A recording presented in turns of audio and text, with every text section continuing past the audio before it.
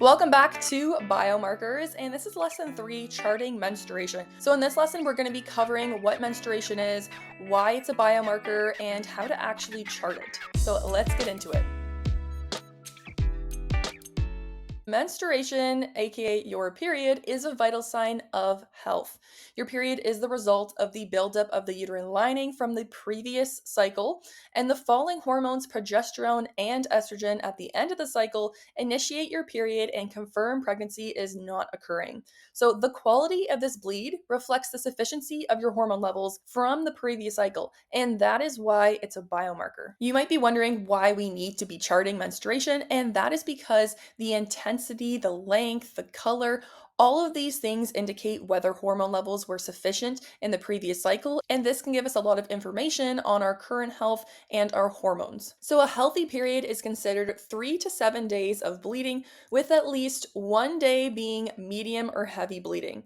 And the patterns can be different per person, so it really depends on what is your normal. But the great thing about charting is the fact that you'll be starting to create a health history for yourself so you can see how your period is changing and your cycle is changing, and that can let you know if there's any red flags. It's also really helpful when you want to get pregnant because if you're having a 2-3 day cycle or your bleeding is really light, that can give us clues that there might be something affecting your fertility. Same goes if you're seeing a long period, heavy period, that can give us clues that there might be some sort of hormone imbalance that's affecting your cycle. Now, we'll talk about this a little bit more in other modules, but if you're seeing a long spotting after the end of your period and you're getting a lot of spotting before your period, that could also indicate low progesterone, which could affect fertility and hormone balance, giving you a bit more PMS too. What is not normal is for a period to start and stop and be really lengthy, longer than 7 days. So now that we know that we need to be charting our period, what should we actually be charting? So day 1 on your chart is going to always be the first day of a full bleed period, and this will be charted in red. So you can see on the example chart below, you see how they have a heavy day, a medium day, 2 light days, and then they follow that on the 5th day with spotting. So you can chart if you have any spotting, which is those red dots. You can write how heavy it is, light, medium, or heavy, how much you see. So the volume, you can write in the notes, how many tampons are you using, how many pads are you using. You can write what colors you're seeing, if it's bright red, pink, or dark red. You can look at the consistency, how thick are you seeing clots, is it thin, is it watery? And then you can also look at your physical and mental symptoms and put that in the chart notes as well. So this is really important to remember, but day 1 of your cycle is always the first day of your full bleed. It is not a spotting. So if you see a spotting, that will be put on whatever cycle you're currently in. So let's say you're at the end of your cycle, it's day 29, and on day 30 you see a spotting. That wouldn't be the start of your period. So you would write that on day 30 that you saw a spotting with the associated little red dots. On the next day, you start getting your full bleed, which is heavy. Then you can move that to day 1 on a completely new cycle. You'll know the difference between spotting between a light, medium, and heavy day because spotting is a really small amount. It's often light pink, brown, or a mixture of red, and it's a light bleeding that can go on and off throughout the day. You might only need a really light tampon for this, and most of the time, you just need a little panty liner for this, maybe even nothing. It might only be when you wipe. So when we chart the amount and the volume, we're going to be going off of how many period products we are using throughout the day. So light, we're going to use the associated symbol of L. For medium, it is M. Heavy is H. And then for spotting, we're going to be using S with those little dots.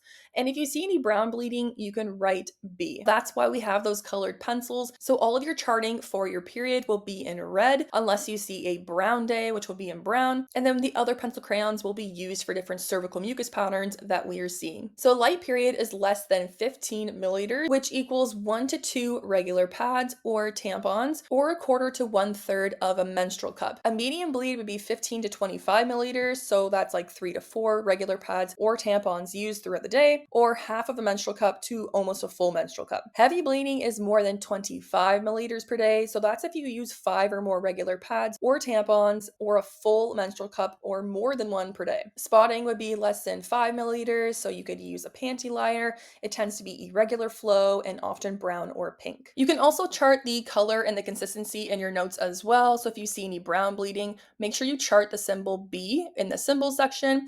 And this can be normal as blood turns brown or dark when it's exposed to oxygen. So usually this isn't too worrisome at all, unless your full cycle is brown bleeding. Then we can question whether or not you actually ovulated.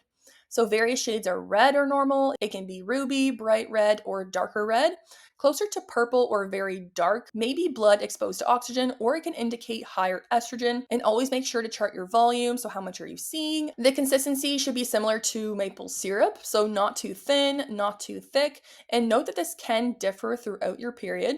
And clots can be normal. So a few small clots are okay, but clots larger than a quarter, or if you have a lot, may indicate an underlying condition or higher estrogen. Another thing you can chart is the physical and mental symptoms during your period. Some things you want to be including are if you have any cramps, headaches, backaches, acne, fatigue, what your sleep quality is like, what your appetite is at, and your mood. Here's an example of a client chart again. So you can see how they've written different things they've seen in their notes. So they rate their symptoms too, and you want to have as much information as possible, even more than this client has, because it's really going to help you determine what's going on with your cycle, if there's any sort of red flags, and it will better help you determine your fertility to plan or prevent a pregnancy. There might be times throughout your cycle that you're seeing random bleeding, especially if you have irregular cycles. So we want to make sure that we're charting this as well. So times this might come up is near ovulation due to the rapid hormone shifts or the burst of the egg out of the follicle. At implantation, so this suggests that you're pregnant, and that's due to the embryo implanting. A hormone imbalance might be the cause, so this is due to the buildup of lining and not ovulating properly. A reproductive problem or an infection can be the cause, or hormonal birth control method. So if you're on a hormonal birth control, that can also cause random spotting and bleeding. So make sure when you are charting this, if it's just a spotting, write those spots with the S, or if you actually see a lot of like maybe a medium bleed throughout your cycle, make sure you are doing that with the